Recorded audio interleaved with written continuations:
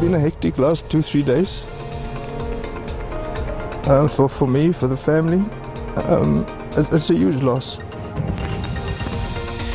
Imindeni nalabo labashona ngesikhathi kubhoma iloli lebeyithwele eBoksburg naseMpumalanga neGauteng seyiqalile kufanisa imitimba yeninitayo. Into engilethe namhlanje lebhishi kuzoshaya umoya kade sine COVID angaze ngize ngathi angize namhlanje. Tivakashi lethanza kubhukusha elwandle laseThekwini tithithi kujabulele kubaselwandle nanobe bekunekwesaba ngekubakhona kweligciwane le-i-ecoli emandini aleli dolobha. Everybody thinks that we went to Antalya, Turkey, and now we are back, and now we play like and win every game. Umqeqeshi uTS Galaxy Dramovic akakholela ukuthi kuhambela kweli qembu lakhe Europe kulamaviki lengcile kutawulibeka amathubeni lamahle nakuqala imidlalo ye-league kulembela sonto.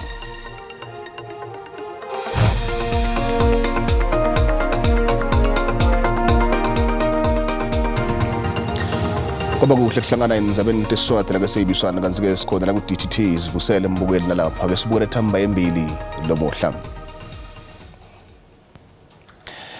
Imindeni abantu labashonele lokuchuma kulole beyilayisha iGhasa eBoksburg eMpumalanga randi seyiqalile kufanisa Tihlobo letiphelele kulomlilo.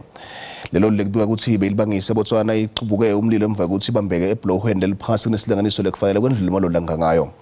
Mengamrisile amaphosa wendlulise emava endvuto ofisa labo labalimele kwelulama ngekushesha.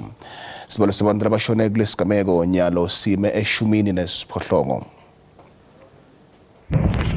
Solo bashacekile ngalesigameko lesenteke elangeni lelendvulela Khisimusi. Kanti nanyalo solo abatholisisi kahle ukuthi kwendekene. Kepha ke emindenini lelahlekelwe Tihlobo ishayeke liduma lelingophi. Kufanisa imitimba yabo emakhatheni kusicinisekiso sekuthi vele abasekho emhlabeni. Kulomlilo Geraldo Geldut ulahlekelwe ngumkakhe loneminyaka lengama-42 nendvotsana yakhe leneminyaka le-10. Bonke bebavakashele unina kulokhisimusi kanye nendvotsakati yakhe lesele. It's been a hectic last 2-3 days. For me, for the family, it's a huge loss. I'm just left with my daughter. So I've lost my wife and my son. Luyaqhubeka ke luphenyo lusukunyusiwe ukuthola imbangela yalokuchuma lokwendeke kule loli. Bonjinela nabo babhizi basebenta ngalesakhiwo sesibhedlela lesicekeleke phansi. There are mechanical related damages which requires about 250,000 to fix. There's electrical related damages which requires about 18 million rand to fix. Kulabo labashonile bahlengekathi labasiphohlongo nemshayeli wesibhedlela iTambo Memorial. Kulimele neticisha mlilo kulesigameko. Mengameli amaphosa sewondlulise emavi ukudududza kuwo wonke lotsinzekile ngalesigameko. Nation's hearts go out to everyone affected by this devastating incident. Such events take on greater sadness and tragedy when they occur at this time of year, when all of us pray for safety and look forward to the togetherness and comfort of extended time with family and friends. Mengameli wento lobito lokuthi akucashelwe emigwacweni. Kanti ke lo mshayeli waleloli oneminyaka lengama-32 uboshiwe ngelisonto ngetinsolo tekubulala ngaphandle kwenhloso. Kushone abantu labangama-50 nguthinta emgwaqweni eMpumalanga kufikela nyalo solo kuqala amaholide aKhisimusi. Litore kuphepha komphakathi lesifundza lento libito kubashayele ukuthi balandzele imithetho emigwaqo kwendlela kusinzisa impilo tebantfu labanyenti. Lelitiko livakalise khatsateka ngesibole sabantu labahamba ngetinyawo labashone ngothinta emgwaqo. Umthamo wetimoto wehlile emgwaqweni N4 layihekeni ilibombo lehlukanisa eNingizimu Afrika neMozambique. Liyeke laselibombo lingulelinye lalawo labhizi kuleli. Kulamalanga lambalwa lengcile Tivakashi nalabayochitha emaholide aKhisimusi bebema imigca lemitse kuqinisekisa nekugcotshwa kwetimphepha tabo tekuhamba. Kepha lo mhlaba kuthulile labo lebebandlula bebakwenda lokho ngaphandle kwenkinga. I'm from Meadowlands, which I left Meadowlands at Gauteng. I left this morning. In the road everything went well. I didn't see any accident. Even the weather though it was okay. So according to previous year, by this time it was a line, and unfortunately this time on 2022 is no line, whereby I'm expecting by 10-15 minutes I'll be crossing the border to Mozambique. We didn't see anything along the road. Everything is fine. The road is clear. The police officers are on the road. everything is good. Betiselwandle baphume ngelutho lwabo emigwacweni bamisa timoto batiseshe letingakakulungeli kuba sendleleni tiyakhishwa kanzi ke bashayeli labashayela banatsile bayaboshwa kushayela budlabha yindvo lengeke kwabeketelelwa. So far by the time we checked, last time we checked, we had around 90 fatalities since the beginning of the festive season, and then we are worried again about the number of pedestrians who have since lost their lives because it's around 30 or so at this stage. Labasemagunyeni ukutekutfutsa bendela ubito kubashayeli ukuthi bacaphele emgwacweni. Kulindeleke ukuthi wenyuke umthamo wetimoto kusuka kuleli viki lelitako njengoba abantu sebabuyela emakhaya. Kanti ke tisebenti tangaphandle kwaleli setibuyela emsebentini. Mengamelo ANC Cyril Ramaphosa nasihlalo wevelo yonke lenhlangano kwedemandasha lobekatsa gacela isikhundla sekuba ngumgcini mafa jikelele Bhejani Chauke basola ngithenga amavoti kulolu khetho lebuholi bale nhlangano kungomfana bekatse ihlete Nazareth kulomnyaka lesetulu. Lunga le-ANC lisuka KwaZulu-Natal team Mdletshe libhalele isihlalo elibandla lebeliholi lokhetho Kgalema Motlanthe incwadzi leshisako. Lithi lobuholi lobukhethiwe buwathenga indlela amavoti lobuphumelele ngawo. Mdletshe uthi umphumela bengeke ifane nalena kube akukathengwa amavoti lengomfa ikhetha buholi. Kepha-ke bofikile embalwa lokuMkhwebane ejele we-ANC naMotlanthe basela ukuqinisekisa kuyithwala lencwadzi lebhalwe emhlati ngamashumi-26 kulomnyaka lesetulu. Mdletshe lobhalele incwadzi akatholakali kude uphawula kabanti ngale ncwadzi. Mengamrisile Ramaphosa ufaka amaphepha kaNtuli ephakeme yaseGauteng lesicelo esiphuthumako kuvimbela Mengamela phambili Jacob Zuma ukuqhubeka nohlelo lwakhe lekufuna kumshushisa ngasese. Mengamela uphinze ufuna inkantolo ukuthi imvumele angaveli mhla ti-16 kulonyaka letako njengekuya kwemasamane lakhishwele wona.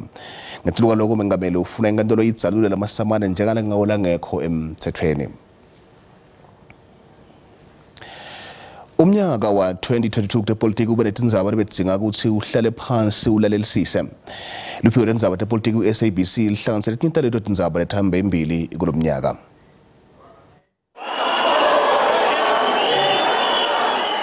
Kubuketwa ipolitiki yakuleli kulomnyaka lophelako. Akukabi lula kusebenzisa kwabosopolitiki lonyaka. Ngalesikhathi labanye babinzile, labanye bebahlala basemaphepheni. Ngalokungakalindeleki ikhophi yabanelivumela lekwehlukana ekhathi.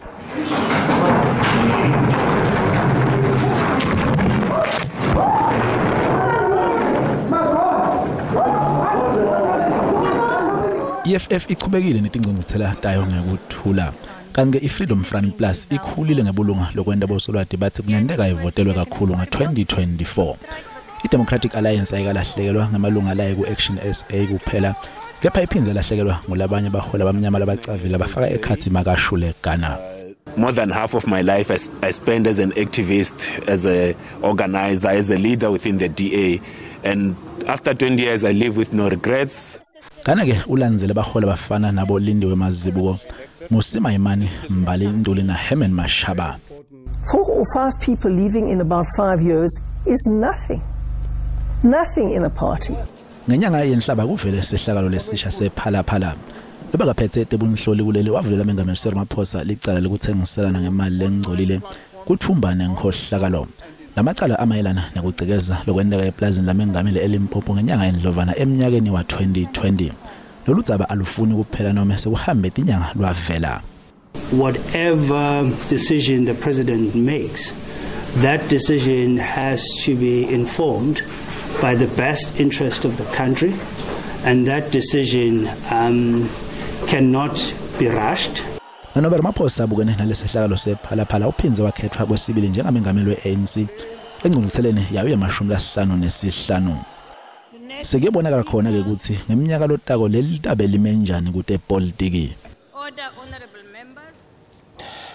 Kube ngomnyaka lobhizi kumvikelo emphakathi lomisiwe em-17 advocate ubusisiwe Mkhwebane njengoba asempini yekulwisa kumiswa nekususwa kwakhe kulesikhundla.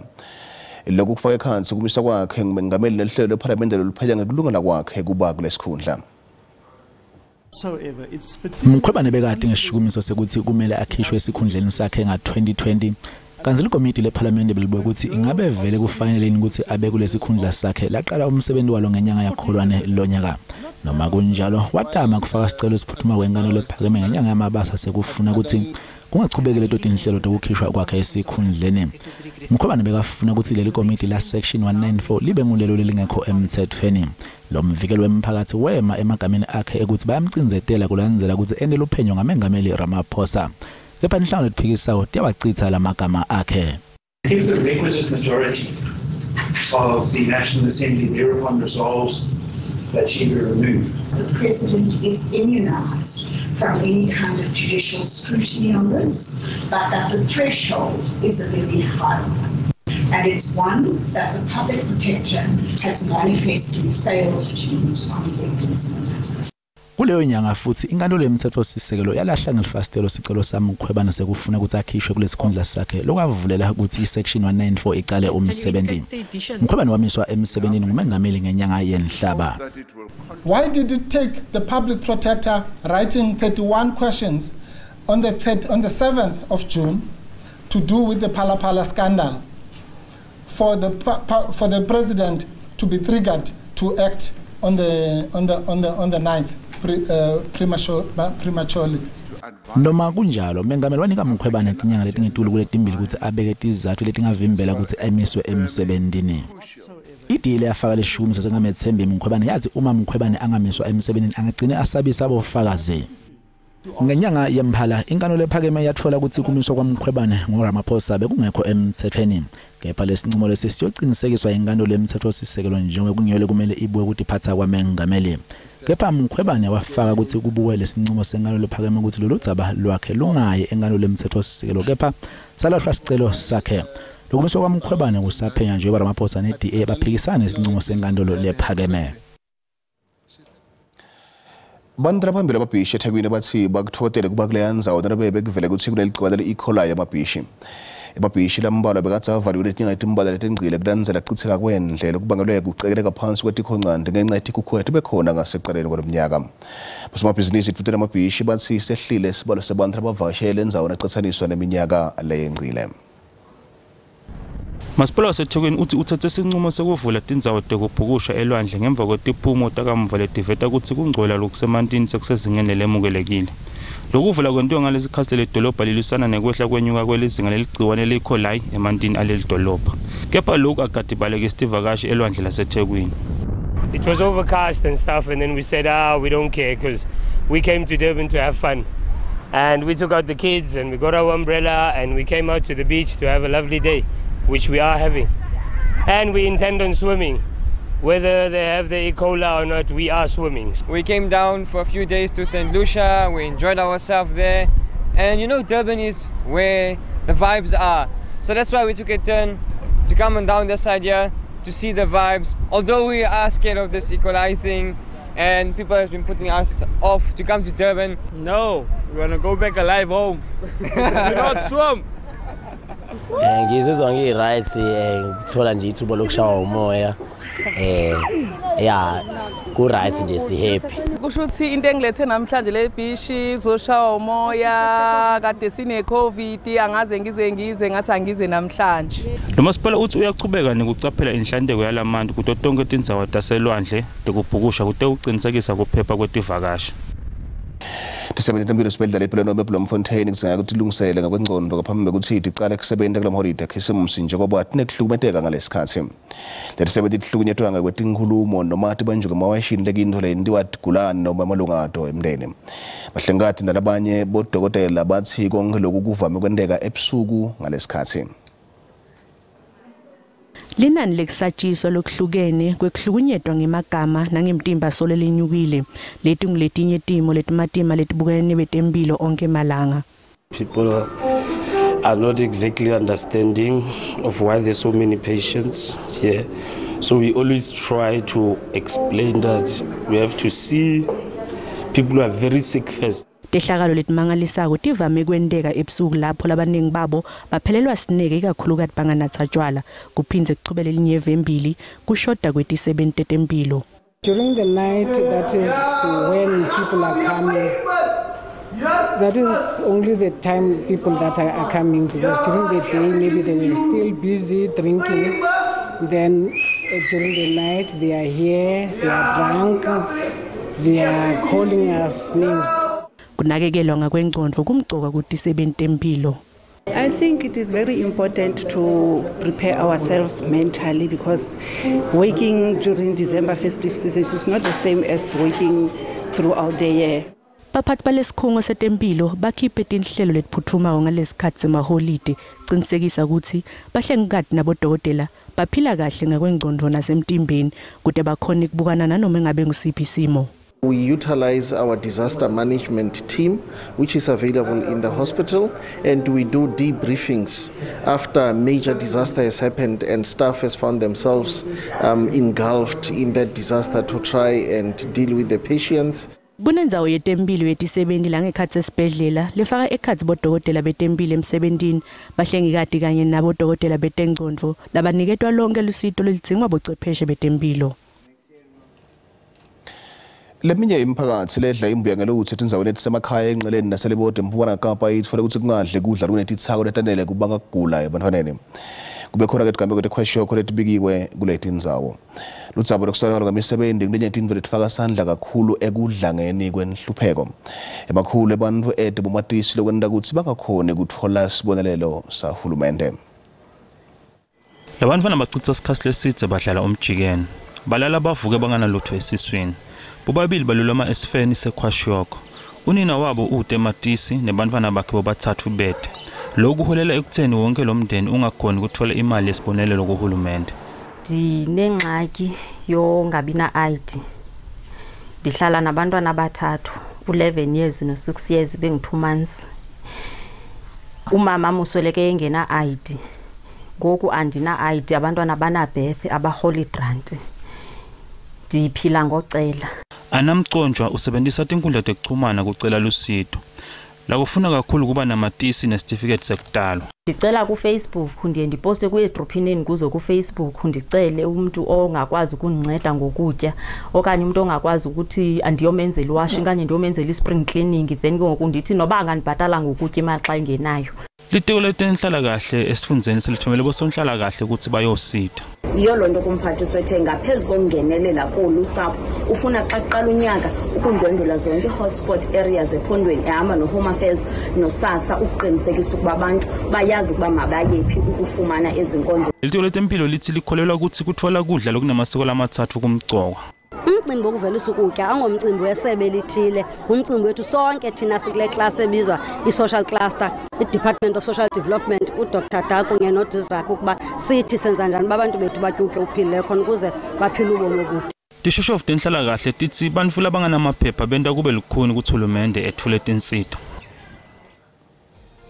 Sixolise mbukeli kubabete imbono sithemba kubuya nayo uma kusukuma umnyaka lomusha umnyaka lotako.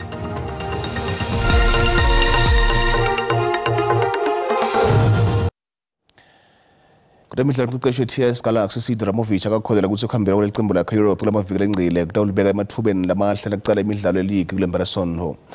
iGalaxy ivakashele eMaritzburg United kumdlalo weTS DStv Premiership eRigwala Stadium ngalesihlanu ebusuku. iTS Galaxy beyimatasa ngesikhathi kunelikhefu leligi ngencenze bemhlaba lebeyiseKatar. iGalaxy beyiseTurkey kulamaviki lamathathu lapho yadlala khona imidlalo yebungani lemine. Kepha umqeqeshwayo uthi akathembi ukuthi lolu hambo lwabo lutawenda umehluko longako.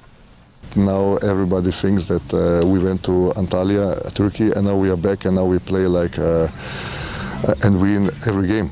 Yes, it will be great, but this is not realistic. So we have to stay on the ground. We know that every game in this league is a tough battle. iGalaxy yadlala ngolingana neAlbertine yase-Saudi Arabia. Yabuya futhi yadlala ngolingana nelicembu laseTurkey iGereshinspor. Kepha yahlula iSampdoria ledlala kuSerie A neDynamo Dresden yaseGermany.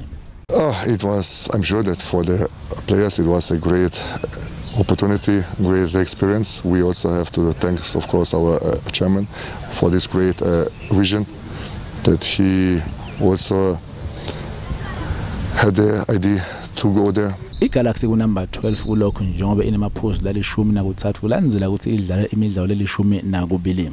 Bawina imidlalo lemibili kuphela badlala emadraw lasikhombisa badliwa imidlalo lemithathu. Ngalesihlanu kumele badlale kahle uma bahlangana neMaritzburg United. Maritzburg is a fantastic club.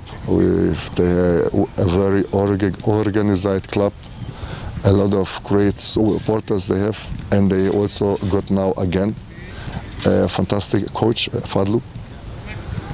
He is, for me, one of the best tactically coaches in South Africa.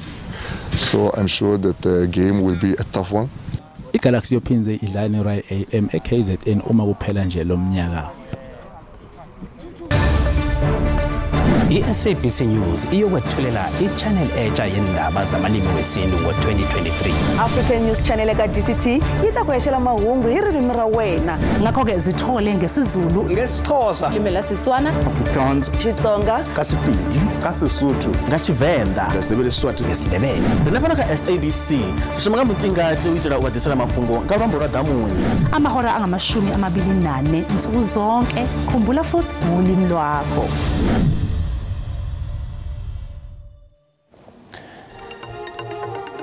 Sitibeka lapho Talomuhle lasibetolo sikhona simo selitulu ngakhohlwa kubukela isindebele kusasa ngesikhathi esifanayo khona la ku-SABC 1. Sichubeke siphephe lamaholide akhe isimusi.